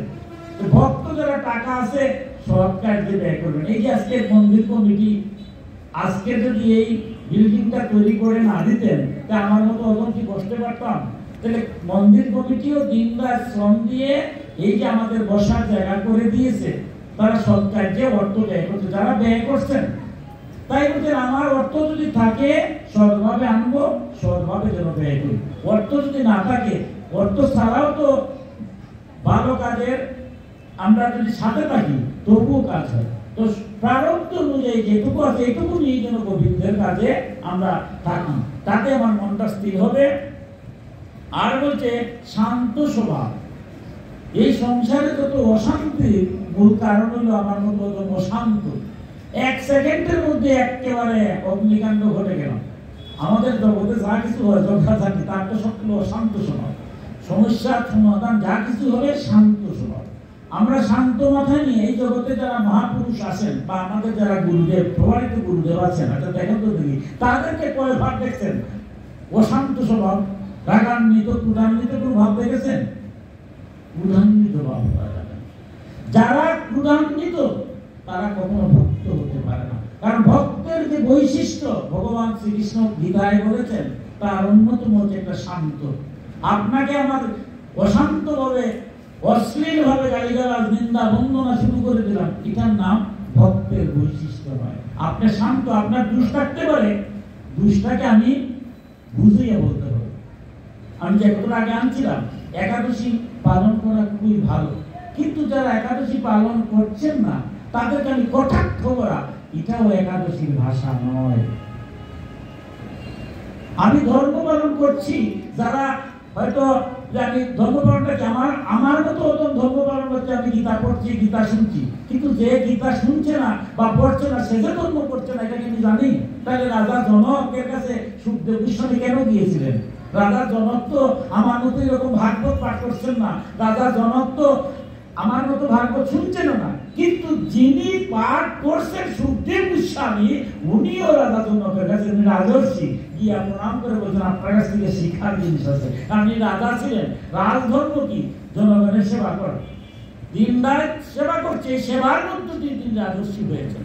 তাই যে যে কর্ম করছে কাউকে ছোট করে দেখা যাবে না, কাউকে কটাক্ষ করা যাবে না। আমরা জানি না কে কিভাবে ভগবানকে ডাকতে জানি। আমরা আজকে যে কথাটা শুরু করছিলাম শেষ করে দেবো সেই যে আমরা যে আত্মদর্শন করা। তাই কাউকে শান্ত স্বভাব, কাউকে কটাক্ষ করবো না, আঘাত দেবো না, বুঝিয়ে সুঝিয়ে আপনি ধর্ম আনতে হবে। আমার নিত্যানন্দ আমি অবাক লাগে, নিজে মায়ের খেয়েছে, রক্ত ঝরাইছে, কিন্তু রক্ত দিয়ে ঝরাইছেন নাকি? এই কৃষ্ণ নাম না মানলে তোমাদের পিঠা শুরু করে দেবো। জগাইবাতে মায়ের খেয়েছে, মায়ের খেয়ে বলতেছে প্রেম করছে। আমার মহাপ্রভু কি চৈতন্য চরিতামৃতে একটা বাক্য গালি দিয়েছে? দাঁড়ে দাঁড়িয়ে কিন্তু ভিক্ষা চাইছে যে তুমি একটু বলি নাম। তাই আমরা দীনভাব রাখতে হবে, কখনো কখনো উচ্ছৃঙ্খল ভাব হবে না, শান্ত স্বভাব। তাই আজ কপিলও বলছেন যে শান্ত স্বভাব যেন, অশান্ত না। আর কি বলছেন? সর্বজনে মিত্রতা, মিত্রতা ভাবাপূর্ণ, সবাইকে যেন মিত্র ভাবে। এখানে আবার সমস্যা হয়ে গেছে আমার মত ধর্মের। যেটা কিরকম কথা, যে আমার নিন্দা করে বন্দনা করে তারা আমি মিত্র ভাববো কেন? কিন্তু এটাই তো ভক্তের কথা। আমার মতো ধর্ম, কে আমার নিন্দা করলো সেটা আমার মুখ্য বিষয় নয়, কে আমার স্তুতি করলো সেটাও মুখ্য বিষয় না। কারণ কপিলদেব বলছেন, স্তুতি করলেও তোমার আনন্দিত হয় না। তোমার স্তুতি কি? এই মুহূর্তে মারা যাও, তোমার এই দেহটা সবাই নিয়ে যাবে, দেবে। কিসের স্তুতি? স্তুতি করার কোনো লাভ আছে? কারণ ভগবান তোমাকে যে কোনো কাজ করাচ্ছেন, তাই সমস্ত স্তুতি যদি হয় সেটা ভগবানের। আর নিন্দা করার কিছু নাই। কেউ তোমার নিন্দা করতে করুক, সে যখন বুঝবে একদিন নিন্দা করবে না। যেভাবে যুধিষ্ঠির যুদ্ধে গিয়েছেন, যুদ্ধে গিয়ে অস্থির। যুধিষ্ঠির কি করেছেন? যুদ্ধ শুরু হবে, রথ থেকে নেমে গেছেন, নেমে গিয়ে কোথায় যাচ্ছেন? শত্রুপক্ষের দিকে। দুর্যোধন ভাবছে এই তো হলো, হ্যাঁ এবার বুঝতে পারছে, ভয় পেয়ে গেছে, এবার সারেন্ডার হয়ে যাবে। কিন্তু যখন যুধিষ্ঠিরের সাথে আরো তার 4 ভাই গিয়ে দ্রোণাচার্য কৃপাচার্য বিশ্বকে বলছেন যুদ্ধ অবশ্যম্ভ হবে, আপনারা আদেশ করুন। যদি এই মুহূর্তে অস্ত্র ত্যাগ করবো, আপনারা মেরে ফেলুন, আমাদের যুদ্ধ শেষ। আর না হয় যুদ্ধ যদি করতে হয়, আদেশ যুদ্ধ করুন। দেখুন কি ভয়ঙ্কর অবস্থা। সেই কুরুক্ষেত্র যুদ্ধ, দ্রোণাচার্য কৃপাচার্য এরা একে অপরকে তাকাচ্ছেন। শেষ পর্যন্ত হাত দিয়ে বললেন যথা ধর্ম তথা জয়, যুদ্ধ অবশ্য তোমরা করো। নিজের মৃত্যুর জন্য নিজে আশীর্বাদ করে দিলেন। তাই কোন অবস্থায় যুধিষ্ঠিরের কর্ম যুধিষ্ঠির করেছেন, দ্রোণাচার্যর কর্মফল নিজে পেয়েছেন, বিশ্বর কর্মফল নিজে পেয়েছেন। মৃত্যুর আগে তিনি বুঝেছেন যে আমি অন্যায়ের পক্ষে থাকার ফলটা এটা আমার দেখার বিষয় নয়। তাই বলতে আপনি জগতে আপনার শত্রু, আপনার নিন্দাকারী, তারাও আপনি মিত্র ভাববেন। এই কারণে আমার সনাতন ধর্মে বলছে কি, সর্বে ভবন্তু সুখিনো, জগতের সবাই যারা আমার ঘর পুরা তারও বাড়িও। কারণ আমরা চাই নাকি এই জগতে সকলের মঙ্গল হোক, সকল প্রাণীর মঙ্গল চাই, এটাই সনাতনের আদর্শ। কারো মঙ্গল নাই। আমার লাগা বাড়ির মানুষ যদি অশান্তিতে থাকে, আমি শান্তিতে থাকতে পারবো? সনাতন ধর্ম বলছে পৃথিবীর সকল প্রাণীর মঙ্গল হোক। তাই সবার প্রতি যেন মিত্রভাব, কারোর প্রতি আমার হিংসা ভাব নাই, কারোর প্রতি। কারণ জগতে যে আমার হিংসা করছে তার ফল সে পাবে, তাই বলে আমি তাকে হিংসা করব না। এরপরে বলছেন দয়ালু এবং ধৈর্যশীল। এবার বলছেন আরেকটা, যে এই সংসার, কারণ ভগবান কপিলদেব তো মা জানতে চেয়েছিলেন যে চঞ্চল মনটা স্থির করবো কেমনে। এই স্থির করতে কি কথাগুলো বলছেন যে তুমি দয়ালু হবে। এই সংসারে পারিবারিক ভাবে আমার মতো ওদম বলি যে আমার পরিবার খাটতে খাটতে শেষ, সমাজে খাটতে খাটতে শেষ, দেশের লেগে খাটতে খাটতে শেষ। দেশ আমার মূল্যায়ন করলো না, সমাজ আমার মূল্যায়ন করলো না, পরিবার আমার মূল্যায়ন করলো না। কিন্তু আপনারা ভক্ত, ভাগবতের ভক্তিটা বলে না। ভক্ত বলে যে পরিবারে আমার লেগে কি না করছে।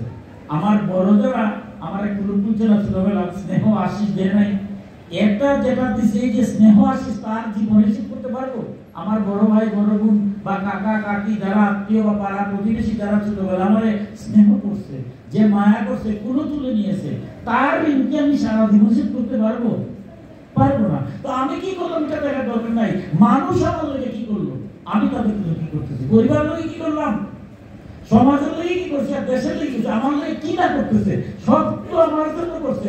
আমি জগতের আত্মসমালোচনা। তোমার রবীন্দ্রনাথ মৃত্যুর আগেও যে কবিতাগুলো লিখে গেছে খালি আত্মসমালোচনা, জগতের লোক আমি কিচ্ছু করতে পারলাম না। রবীন্দ্রনাথ যা লিখে গেছে আমরা জানি যে আমরা একজন যদি পড়ার করতে গিয়ে পরে শেষ করতে পারবে না। বুঝতে পেরে লেখেন কিভাবে এত লেখা গেছে যে যখন তুমি যে কত বেদের কথা, উপনিষদের কথাগুলো অত্যন্ত মধুর ভাবে সাহিত্যে লিখেছেন, কিন্তু শেষ বয়সে মৃত্যুর আগ মুহূর্তে বলছে যে জগতের লেগে আমি কিচ্ছুই করতে পারলাম না। হায় যদি মনুষ্য দেহ নিয়ে আসলাম আমার কত সম্মান, কত কিছু বললো রবীন্দ্রনাথ, আর আমি রবীন্দ্রনাথ কি করলাম? কিচ্ছুই পারলাম না। ভগবান তাই যারা ভক্ত তারা আত্মক্ষেপ করে যে জগতের লেগে কিচ্ছু করলো, আমি মনুষ্য যখন এসে আর কি হবে, মা বাবা জন্ম দিচ্ছে আর কি করবে, ভাই বোন আমার মানুষ করলো, সমাজ আমার দিল, সবাই তো করতেছে, আমার কি করো, আমার কর্তব্য কি, আমি কিছু করছি? আত্মসমালোচনা। তাই বলতে এই আত্মসমালোচনার মাধ্যমে ধৈর্যশীল হবে, অধৈর্য হবে না। ধৈর্যের মধ্যে যত ধৈর্যশীল জগতে শান্তিটা তো তখন। আমরা সবাই তো চাই বিশ্ব শান্তি, তো বিশ্ব শান্তি হবে কিভাবে? আগে আমার ব্যক্তি শান্তি হতে হবে, পরিবার শান্তি হতে হবে, সমাজ শান্তি হতে হবে, দেশ শান্তি হতে হবে, তবে না বিশ্ব শান্তি হবে। সর্বক্ষেত্রে ধৈর্য ধারণ করে ন্যায় সত্য ধর্ম প্রতিষ্ঠার জন্য আমার অবস্থান থেকে যা করার আমি চেষ্টা করে যাব। তাই ভগবান কপিল মাকে বলছেন যে এইভাবে যদি তোমার মনকে ধীরে ধীরে স্থির করো, একটা সময় দেখবা তোমার মন আর অসুখ করতে যাচ্ছে না, ইচ্ছা করলেও আর যায় না, স্থির হয়ে যাবে। তখন দেবে ইহকালে তোমার পরিবারও ভালো লাগে, ব্যক্তি জীবনও ভালো লাগে, সমাজ জীবনও ভালো লাগে, সবই ভালো লাগে। রাত্র হয়ে গেছে, শেষ পর্যায়ে চলে আসছি। এবার বলছেন প্রকৃতি ও পুরুষের যথার্থ তত্ত্ব অনুভবের ফলে স্ত্রী পুত্রাদি সই দেহে তিনি মিথ্যা অভিমান আনি বুদ্ধির জাগ্রত সুযুক্ত ইত্যাদি অবস্থা থেকে নিবৃত্ত হয়ে একমাত্র পরমাত্মা ভিন্ন কিছুই আর দৃষ্টিগোচর হয় না। সেই আত্মদর্শী মনিশুদ্ধ অন্তঃকরণের দ্বারা চক্ষুর দ্বারা সূর্য দর্শন নিয়ে পরমাত্মা সাক্ষাৎ দর্শন লাভ করে সেই অদ্বিতীয় ব্রহ্মবোধ লাভ করেন। এবার বলছেন যখন মনটা এভাবে ধীরে ধীরে স্থির হয়, তখন মানুষ বুঝে যে এটা আমরা একটা স্বপ্নের মধ্যে আছি। স্বপ্ন যেমন এক প্রথম উদাহরণ দিচ্ছেন, স্বপ্ন ভাঙলে যেরকম হয়, এই জগৎ আমরা আসছি, জগতে তাক করা যাবে না। কারণ ভগবান শ্রীকৃষ্ণ নিজে জন্ম নিয়ে লীলা করে দেখিয়েছে যে কর্ম ত্যাগ করা যাবে না, কর্ম করতে হবে। গীতা সব শুনছেন, কিন্তু যদি যুদ্ধ করতেন না কৃষ্ণ, তাইলে এই গীতা শুনে কোনো লাভ ছিল? যুদ্ধ থেকে মুক্ত, যুদ্ধ করতে হবে। কারণ যে যে কর্তব্য, আমি সন্তান হিসেবে মা বাবার প্রতি যে দায়িত্ব কর্তব্য, পিতা মাতা হিসেবে সন্তানের প্রতি যে দায়িত্ব কর্তব্য, স্বামী হিসাবে স্ত্রীর প্রতি যে দায়িত্ব, স্ত্রী হিসাবে স্বামীর প্রতি যে দায়িত্ব, সমাজের প্রতি সব দায়িত্ব করব। কিন্তু বলছেন সর্বক্ষেত্রে একটা ভাববে, কি ভাববে? যে এই জগৎ সবই হচ্ছে প্রকৃতি, ক্ষণভঙ্গুর, এগুলো আজ আছে কাল নাই, একদিন আমি চলে যাব, যেদিন আমার সাথে এই জগতের কিছুই লাগবে না। যাবে নাকি? আমি যদি এই মুহূর্তে চলে যাই, আমার সাথে কেউ যাবে? তাইলে আমি যেখানে যাব সেদিন কেউ যখন যাবে না, যেখানে থাকবে তারে যেন আমি ভুলি না। অর্থাৎ সমস্ত কর্ম করব।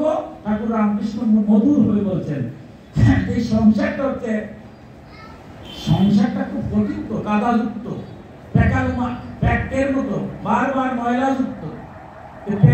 এর মধ্যে যদি আপনি যান, শরীরের মধ্যে প্যাক লেগে যাবে, এটাই স্বাভাবিক। সংসারে থাকলে প্যাক লাগবে। কিন্তু দেখুন এই প্যাকের মধ্যে রামকৃষ্ণ উদাহরণ দিয়েছে যে শিং মাছ, মাগুর মাছ, কই মাছ, এগুলো প্যাকের মধ্যে রাখে না, তার মধ্যে কি প্যাক লাগে? আর একটু প্যাক লাগে না। জীবনটা এই সংসারের প্রতি যারা আমরা আছি, আমরা যেন সংসার রূপটা কঠিন, বিষয় বাসনা যদি আসক্ত বেশি হয়ে যায়, তখনই না হয় বিষয় বাসনার শান্তি, না হয় পরকালের মুক্তি। কিছু অশান্তির দাবানলে করছি, আমার টাকা আছে ঠিক রাত্রে ঘুমার হয় না, অশান্তির দাবানল। তাই বলছে যে ভগবানকে যদি আমরা ভুলি না, সংসারে থাকবো, সমস্ত কর্ম করবো, কিন্তু মূল যে বিষয় ঈশ্বরকে যেন আমরা ভুলি না। যারা ভুলে না, তারা স্ত্রী পুত্র কন্যা পিতা মাতা তাদের সাথে সম্পর্ক ত্যাগ করে না। আমার ভগবানকে ত্যাগ করেছিলেন, স্বয়ং রামচন্দ্রকে ত্যাগ করেছিলেন, সংসার ধর্ম সব করেছেন। তাই সংসার এর সমস্ত কর্তব্য কর্ম করব, কিন্তু কি বলছে? অন্তঃকরণের মধ্যে যেন থাকে যে আমার ভগবান দর্শন যাতে হয়, আমার অন্তরে যিনি আছেন তারা যেন একটাবার আমি দেখতে পাই। এই যে সাধু সন্তরা, এই যে আমরা ধ্যান করছি, আমরা যারা গুরু প্রদত্ত ইষ্ট নাম, কিভাবে দুইটা চোখ বন্ধ করে দুই চোখের ঠিক মধ্যস্থানে আপনার আরেকটাকে ডাকতে পারবেন, কিছুক্ষণের মধ্যে সনাতন ধর্মের যুক্তির প্রকাশ হবে। এই যে আমরা ধ্বনিত হয়, মুনি ঋষিরা কি করেছে? মনটা স্থির করার জন্য অনেক বিধান আছে, তবে পঞ্চাঙ্গ স্তরটাই হচ্ছে আপনার ধ্যান। ধ্যানটা কেন? কারণ যখন আপনি স্থির হবেন, স্থির হয়ে যখন দুই চক্ষু বন্ধ করে তৃতীয় নয়ন এই গুরুর মধ্যে যখন আপনার অনাদি গোবিন্দকে দেখার চেষ্টা করেন, আর কোনো দিকে মন নাই, দেখবেন কিছুক্ষণের মধ্যে একটা জ্যোতির প্রকাশ পায়। যারা আমার মুনি ঋষিরা দেখেছেন, ওম যে আমরা পেয়েছি, ওম অ উম ম, ওই ওমটা ধ্বনিত হয়েছে, এই ওমটাই প্রথম ঋষিরা দেখেছেন। এবং এই যে জ্যোতিটা, ওই জ্যোতিটার থেকে যারা মহাপুরুষ, যারা ঈশ্বরকে দর্শন করেছেন, ওই জ্যোতির থেকে ধীরে ধীরে ঈশ্বরকে সব বিশ্ব ব্রহ্মাণ্ড থেকে দেখছেন। আপনাদের মধ্যে অনেক ভক্ত হয়তো সংসার আছে যারা দেখছেন, তাই বলছেন যারা এই আত্মদর্শন হয়ে যায়, নিজের মধ্যে যে ভগবান আছে তারে দর্শন করার জন্য যখন চেষ্টা করে, এক সময় দেখি যে ভগবান তোমার ভিতরেই আছে। ভগবান যদি না থাকতেন তো আমি চলতে পারতাম? ভগবান আছে বলে তো মায়া মমতা, নাইলে কি মমতা এই মুহূর্তেই মারা গেলে কেউ মায়া করবে? কিছুক্ষণ কান্নাকাটি করে সবাই পূর্ববর্তীর মতো সবাই এই দেহটাকে অগ্নিতে প্রজ্বলন করে দেবে। তাহলে মায়াটা কখন? যতক্ষণ ভগবান আছে। তাই বলছেন হে মাতো, যারা এই মনুষ্য দেহ পেয়ে আত্মদর্শনের চেষ্টা করে, ভগবান যে তার দেহের মধ্যে আছে এই দর্শন যখন পায়, উপলব্ধি করে, তখন নিজে যখন বুঝি যে আমার মধ্যে ভগবান আছে, তখন কিন্তু আমি বুঝি যে সত্যি ভগবান আছে। তখন আপনার মাথায় বাড়িতে 100বার চিন্তা হবে যে আমি যে দেহ পাই, আপনার মাথায় কি ভগবান নাই? কারণ এই ভাগবতের সমস্ত কিছু জাগতিক, সংসার ভিত্তিক। আপনি দেখবেন ভাগবতের যত কথাবার্তা, সংসার তাগি কোনো সন্ন্যাসীর কথা এখানে আসছে না। কারণ সন্ন্যাসীর কথা তো আলাদা, হয়তো সংসার তাগ করেই চলে গেছে, এর কাম ক্রোধ লোভ কিছু নেই। আমরা যারা আছি সংসারে, আমরা জন্যই ভাগবত। আর বলছেন যারা এই সংসারে থেকে আত্মনিয়ন্ত্রণ হয়ে যায়, ভগবান বলছেন আমি তাকে শেষ দিনে দিন আমি নিজের পাঠিয়ে তাকে নিয়ে যাই। জান নাই যুবকী নিয়ে যান নাই, আজকে শেষ করতে পারছি না। আমরা শেষ করে নেবার একটা কথা বলি, কি বলছেন? তাই বলছেন ঈশ্বরকে দর্শনের জন্য সমস্ত অহংকার আদি জগতের যত মিথ্যা অহংকার আছে, ধনের অহংকার, মানের অহংকার, এটা কি? আমি যদি মারা যাই তো সবই তো শেষ। জ্ঞানের অহংকার, আমি জ্ঞান কতটুকু জানি, তাই কোনো অহংকার নাই। সমস্ত গোবিন্দের চরণে দিয়ে কি বলছে? জগৎ কারণ ভূতা প্রকৃতির অধিষ্ঠান মহতাদি কার্যবর্গের প্রকাশ এবং যা কার্যকারণে সমগ্র পদার্থে ব্যাপ্ত বিশ্ব ব্রহ্মাণ্ডে যিনি পরম ব্রহ্ম ব্যক্ত আছেন, সেই চিন্তা করে জগতের কল্যাণ, জগতের মঙ্গলের জন্য তুমি নিজের মনকে প্রবৃত্ত করো। কারণ কর্ম ছাড়া দেখা যাবে না, কাজ না করলে কর্ম আসবে। আমি যদি সকাল থেকে কোনো কাজে না যাই, দেখবেন দুষ্টরাই আরো কাজ করতেছে। যারা ভাবে যে আজকে একটা কাজ করতেছে, ভগবানের নাম জপ, এইটা তো একটা কর্ম, আশাটাও একটা কর্ম। যারা মানুষের মঙ্গল করছেন, কল্যাণ করছেন, জগতের কল্যাণ মঙ্গল যে বছর রাজা জনকারীরা যারা ঋষিগণ আছেন, তারা কি করছেন? জগতের কল্যাণের জন্য কাজ করছেন। তা আমার একটা ভাগ্যের দ্বারা, একটা টাকার দ্বারা জগতের কল্যাণ হয়, মঙ্গল হয়, আমি যেন সেখানে প্রবৃত্ত হই। তাই মাকে বলছেন হে মাতো, জগতে যারা কল্যাণের জন্য, মঙ্গলের জন্য বারবার চেষ্টা করে, জগতের কল্যাণ কিভাবে হবে? আমার পারিবারিক কল্যাণ, আমার আজকে আমাদের সনাতন ধর্মের সবচেয়ে ভয়ঙ্কর হচ্ছে আমার যুব সমাজ ধ্বংস হয়ে যাচ্ছে, আমার ছেলে ধ্বংস হচ্ছে, আমার মেয়ে বিপদে যাচ্ছে, ধর্মকর্ম যাই করি, সবচেয়ে বড় আমরা সবাই যদি সোচ্চার হয়ে যাই, তাহলে কি একটা ছেলে মেয়ে ধ্বংস হতে পারে? দেখুন আমাদের সনাতন ধর্মের পূজা তো একটা 12 মাসে 13 পূজা বলে। আজকে হচ্ছে সরস্বতী পূজা, একটা এলাকায় কমিটি হয়, কালকে হয় দুর্গা পূজা, আরেকটা কমিটি হয়, কালকে হয় হরিনাম যজ্ঞ। অনুষ্ঠান যে হচ্ছে না তা নয়। তাই সবাই যদি আমরা একত্রিত হয়ে, যত কমিটির সদস্য আছে, আমাদের বাড়ির ছেলে মেয়েরা যা আছে, এরা কে যায়, কোথায় যায়, কার সাথে বন্ধুত্ব করে, কেউ তো জগতে পাপী হয়ে জন্ম নেয় নাই, এই জগতে এসে কুসঙ্গে করে অসৎ কার্যে বা প্রবৃত্তি হচ্ছে। সবাই যদি সোচ্চার হয়ে যায়, তাইলে কি আমাদের একটা ছেলে মেয়ে খারাপ হতে যেতে পারে? একটা যেতে পারে না। এটা তো ধর্ম। তাই যেভাবে জগতের কল্যাণার্থে, মঙ্গলার্থে যদি কর্ম করি, আত্মদর্শন যে করি, এবং সেই অনুসারে আত্মদর্শন অনুযায়ী যদি কেউ কাজ করি, সেই কাজের মধ্য দিয়ে ইহকালে শান্তি এবং পরকালে মুক্তি হয়ে যায়। আমি যে শ্লোকটা দিয়ে শুরু করেছিলাম, বলছিলেন সেই শ্লোকেরই একটা রামায়ণের একটা গল্পের মধ্য দিয়ে আজকে সমাপ্তি টানবো, যে আত্মদর্শনটাকে, আপনার যদি আত্মদর্শী হন, যে আপনি যে কর্ম করবেন, এই কর্মের দ্বারাই ভগবানের সান্নিধ্য পেয়ে যাবেন। আমরা জানি না কে কি কর্ম করছে, কে কিভাবে করছে, তাই কাউকে আমরা কটাক্ষ করবো না। আজকের তো বিষয় তাই। দেখুন রামায়ণের ঘটনা, রামায়ণে আমরা সবাই জানি রাম পরম ভক্ত, পিতৃসত্য রক্ষা করেছেন। কিন্তু রামায়ণে দেখা গেল রাম নিজে বলছেন যে আমি পরম ভক্ত নাই, আমার চেয়ে বড় ভক্ত হচ্ছে লক্ষ্মণ, তার চেয়ে বড় ভক্ত লক্ষ্মণের স্ত্রী, আর তার চেয়ে বড় ভক্ত হচ্ছে ভরত। দেখুন স্বাভাবিক দৃষ্টিকোণ থেকে এটা শুনলে পরে কি হবে, আমার ব্যাখ্যা নয়, স্বয়ং রামচন্দ্র ব্যাখ্যা করেছেন। এই যে আত্মদর্শী, কারণ রামচন্দ্র আত্মদর্শী বিধায় তিনি ভরতকে তার চেয়ে অনেক বড় ভক্তিটা ব্যাখ্যা করেছেন। কিভাবে করেছেন দেখুন। এবং আমি আজকে যে অধ্যায়টা শুরু করেছিলাম যে মাতৃগর্ভে যদি একটা সন্তান, একটা ভক্ত সন্তান আসে, সে শুধু তার মাথায় তার সপ্তগুণ উদ্ধার করে। এটা আমার কথা নয়, স্বয়ং রামচন্দ্রের কথা। কোন সময় যখন তিনি বন থেকে আসছেন, বনবাস থেকে আসছেন, সিংহাসনে তখন বসবেন, এবার সিংহাসনে তিনি বসেছেন। ভরত প্রথম রাম আসার করেই বলছে, দেখো ভাই তুমি আজ সিংহাসনে এই মুহূর্তে বসছো, রাজা তুমি, রাজধর্ম কি, ন্যায় সত্য। আমাদের রাজধর্মটা কি? রাজা যদি আমাদের সনাতন ধর্মের রাজা যারা, তার জনপ্রতিনিধি তাদেরকে কিন্তু আমরা পূজা করি, কারণ তারা জনগণের কাজ করছে। তাই রাজা জনককে রাজর্ষি বলা হয়েছে। আমার স্বয়ং শ্রীকৃষ্ণ রাজা ছিলেন, স্বয়ং রামচন্দ্র রাজা ছিলেন। মানে জগতের সমাজে সুন্দর রামরাজ্য আমরা চাই। কেন চাই? কারণ ন্যায় সত্য ধর্ম এখানে প্রতিষ্ঠিত হয়।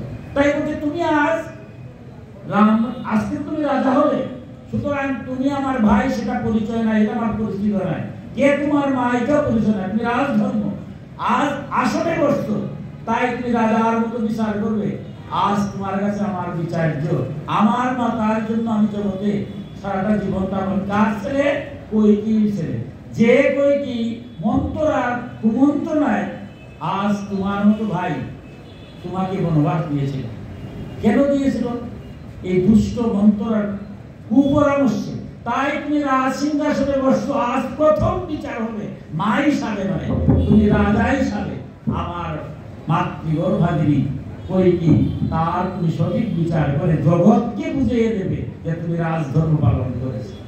কত কঠিন প্রথম বিচার, কিন্তু মা হিসাবে না, রাজা হিসাবে। কারণ দুষ্টের এই যে রামকে বনবাসে পাঠালেন, কৈকেয়ীও রামকে ভালোবাসতেন, কিন্তু মন্ত্র আর কুমন্ত্রণায় আজকে রামকে বনবাস দিয়েছেন। তাই বলতে বিচার।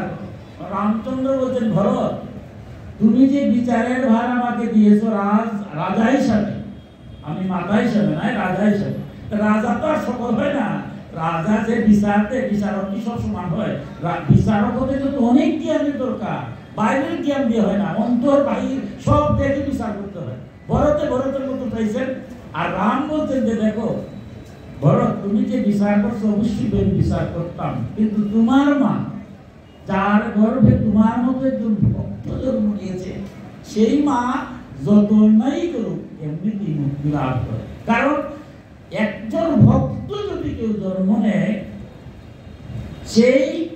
সেই মা যত পাপই করুক না কেন তার সপ্ত বংশ মুক্তি লাভ করে। তোমার মতো ভক্ত, ভরতের মতো ভক্ত এই জগতে আর কে হয়? আমি যে রাম, আমিও তোমার মতো ভক্ত নই, এমনকি লক্ষণও নয়।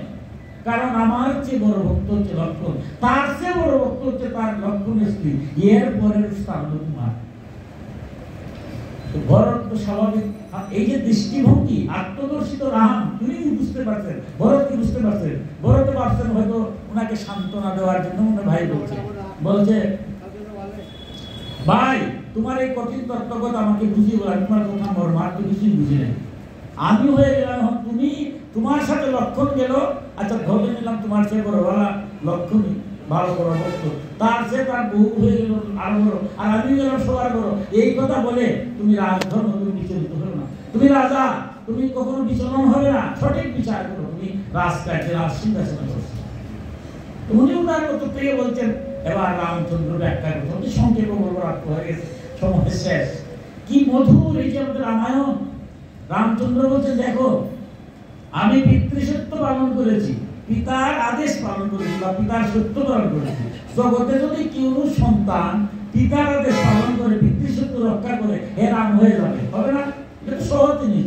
রামে বলতেছে যে আমার মতো ভক্ত হওয়া খুব সহজ। দেখুন যারা অনেক উচ্চস্থ যে আমি পিতার সত্য পালন করছি, বনে যাওয়ার কথা ও আমি বলে গেছি। জগতে যদি আর কোনো সন্তান পিতার প্রতি শ্রদ্ধাশীল হয়, সে যদি পিতার সত্য রক্ষা করে সে রাম হয়ে যাবে। এটা আমার কঠিন কিছু না, এটা সহজ করতো। কিন্তু আমার চেয়ে বড় ভক্ত হচ্ছে লক্ষ্মণ। সে কি, তার তো বনবাস ছিল না, সে আমার সেবার জন্য, ভাইয়ের সেবার জন্য, ভাইয়ের সেবার জন্য আমার কাছে আসছে। সে যাবে। আমি অনেক বুঝালাম যে ভাই তুমি যাবে না, তোমার তো বনবাস হয় নাই। শেষ পর্যন্ত আমি বললাম যে যাও, তুমি মায়ের আদেশ নিয়ে চলো। ভাবলাম মা তো জগতে, মা হতো লক্ষ্মণকে দিবে না, মায়ের যদি বাধা দেয় আমার সাথে যাবেন। কিন্তু দুর্ভাগ্য আমার, তিনি বলছেন যে আমি চাইছিলাম না লক্ষ্মণকে নেওয়ার জন্য, কিন্তু লক্ষ্মণ যখন তার মায়ের কাছে গেল, সুমিত্রার কাছে গিয়ে থেকে বরণডালা নিয়ে উপস্থিত। বাবা আমি বুঝতে পারছি, আমি জানলাম যে তুমি রামের সাথে যাওয়ার জন্য উদ্যোগ করছো, আমি তোমার যাওয়ার জন্য উদ্যোগ হয়ে গেলাম। দেখুন তো কেন রামের যে বাবা সুমিত্রা বড় হয়ে গেল, উনি স্বেচ্ছায় তার ছেলেকে রাম সেবার জন্য বলছে। এবং যাওয়ার সময় কি বলছে, দেখো তুমি বনে যাচ্ছ, আমি মা যাচ্ছি না, বড় ভাইয়ের স্ত্রী মাতৃতুল্য, তাই সীতাকে তুমি মনে করবা তোমার মায়ের মতো, আর রামকে বড় ভাই সে তোমার পিতৃতুল্য। মা বাবার সেবা যেভাবে করতে এখানে তুমি মনে করবে যেন মা বাবার সেবা করছি, বড় ভাই এবং বড় ভাইয়ের স্ত্রীকে সেই সেবা করবে। এবার রাম বললেন, তাই বললাম বিপদ, মার কাছ থেকে বিদায় নিয়ে আসছে। এবার বললাম তুমি মার কাছ থেকে বিদায় নিলে তো হবে না, তুমি সহধর্মিনী, উনিও তো বিবাহের সময় নিয়ে আসছিলাম মন্ত্র করে এক আত্মা, তুমি তারে তার বাদ দিয়ে যাবে কিভাবে?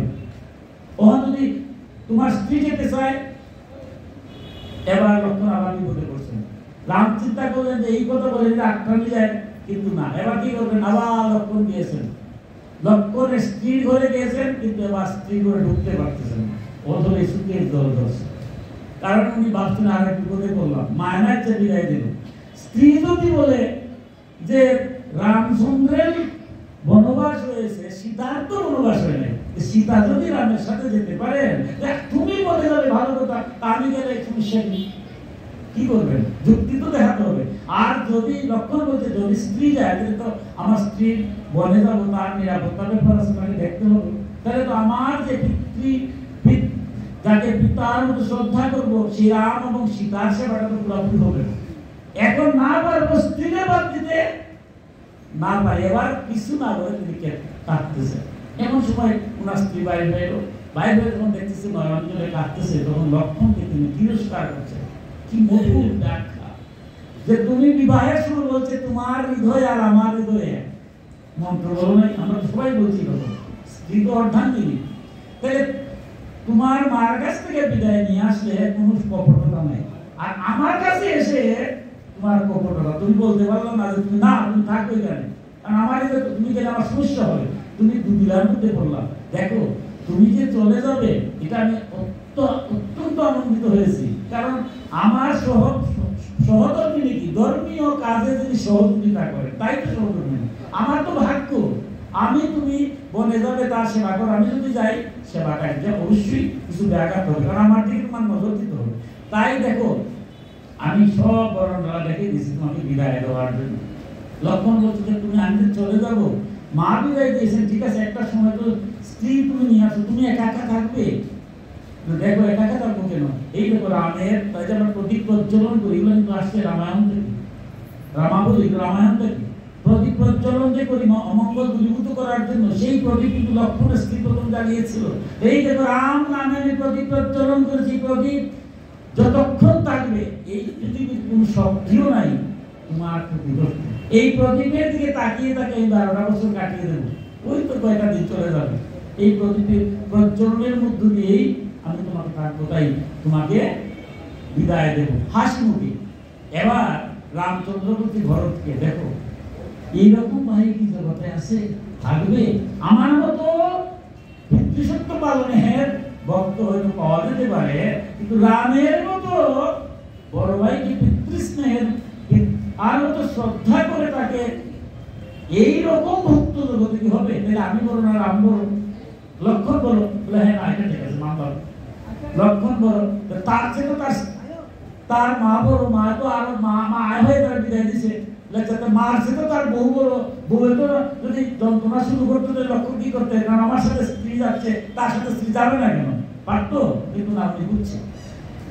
ঠিক আছে সব মানলাম, তাহলে এরপরে আবার সবার উপরে আমার আনলে কেন?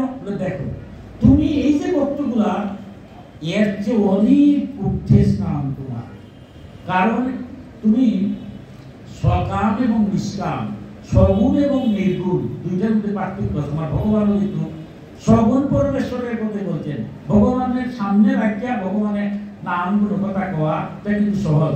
ভগবান নাই অথচ অন্তরের মধ্যে ভগবানের না ভগবানের ডাকা। আজকের যে বিষয়টা তো শুধু নাকি যে হয় পূজা করবো মসজিদ থাকবে, আপনাদের সামনে আসছি মসজিদ থাকবে, এটা সগুণ পরমেশ্বর। আখড়ার থেকে চলে যাব, এরপরে আমার অন্তরে থাকবে যে ভগবান সব দেখতেছে, খারাপ কাজ করলেও আমার ধরবে। এটা কিন্তু শুধু নাকি সহজ কথা বললেই হয়। নির্গুণ পরমেশ্বরে ডাকা, নির্বিকার, এটা সহজ নয়। তুমি যারা করছো আমার সেবা করছো, আমি সামনে আসি সেবা করছো, সব ঠিক আছে, লক্ষণ এটা করছে।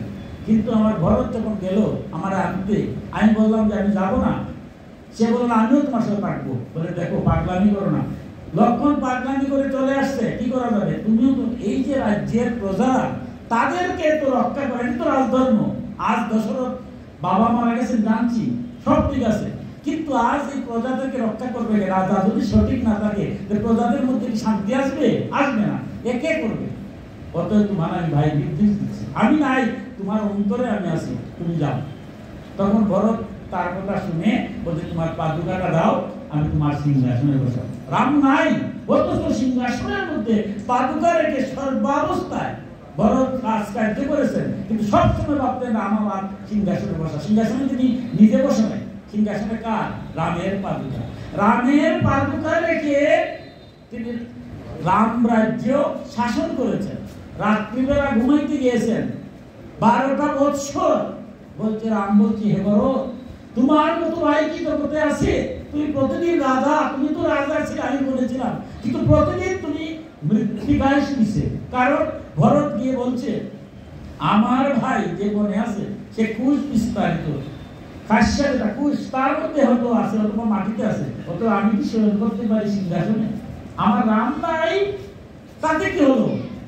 রাম নাই, রাম আছে, বিদায় তিনি মৃত্তিকার মধ্যে তিনি শুয়েছেন। যে ভরত, এইরকম ভরত কি জগতে আত্মদর্শী আর কি হবে? তাই তোমার চেয়ে বড় ভক্ত কি আছে? আর তোমার মতো ভক্ত যার গর্ভ থেকে উৎপত্তি হয়েছে, সেই কৈকেয়ীর বিচার আমি না আমার ভগবান করতে পারবে।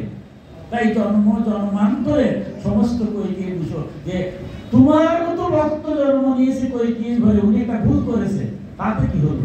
তোমার পুত্রের এই পুত্রের দ্বারা তার কৈকেয়ীর ও জন্ম, যত পাপাতে সমস্ত বিমোচন হয়ে যায়। তাই আজকে যে বিষয়টা ভাগবতে দিচ্ছিল, যে যদি কোন সুপুত্র আপনার হয়, আপনার পরিবারে আসে, তাই মা বাবার আসে বারবার আরাধনা করে ভাগবতে কপিল দেব হচ্ছে যে সুপুত্রের দ্বারা আপনার পরিবার সবাই মঙ্গল হয়। তাই আমরা প্রত্যেকের পরিবারের প্রত্যেকটা ছেলে মেয়েরা যেন সুপুত্র সুকন্যা হয়। তারা, কারণ ভাগবতের কথা, আপনার ছেলে বা মেয়ে যদি ধার্মিক হয়, সুপুত্র কন্যা হয়, আপনার 7টা শিখে চলে যাবে। আজ যে আমাদের সনাতন ধর্মে বিপদগামী হচ্ছে, আমার সময় আসল কথা আমি বলছি না, একটা কথা হাত জোর করে বলবো, ধর্মটা হচ্ছে সবচেয়ে বড় জগতের কল্যাণ। আর বড় কল্যাণ আমার ছেলে মেয়েরা যাতে বিপদগামী হয় না, যার যার অবস্থান থেকে আপনারা সবাই যদি স্বতঃস্ফূর্ত হয়ে যান, দেখবেন একটা ছেলে মেয়েও আমরা বিপদগামী না। সবাই রামের মতো হবে, সবাই লক্ষণের মতো হবে, সবাই সীতার মতো হবে। ভগবান প্রত্যেকের মঙ্গল হোক, এই প্রার্থনা জানি আমার ভাগবতীয় কথা এখানে বিশ্রাম নিলাম।